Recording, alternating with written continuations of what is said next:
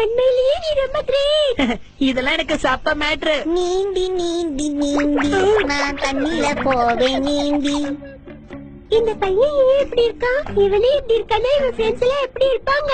சரிவா, நம்ம உடனே இங்க இருந்து கிளம்பலாம். நான் கசாமா கூட ஒரு பொண்ணு இருந்தா பாத்து பாக்காத மாதிரி போவியா? என்னது, இந்த பையன் உன்னோட ஃப்ரெண்டா?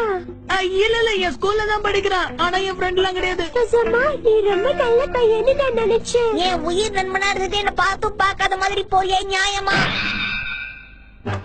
ஷின்சான், எதுக்காக நீ தேவையில்லாம எனக்கு இந்த மாதிரி விஷயத்துல எல்லாம் கோத்து போயிட்ட? என்னப்பா பண்றது, நாங்கெல்லாம் பை பர்த்டே அப்படிதான். யூயி போகாத. நீ போமா, அப்படிதான் சொல்லிட்டே இருப்பான்.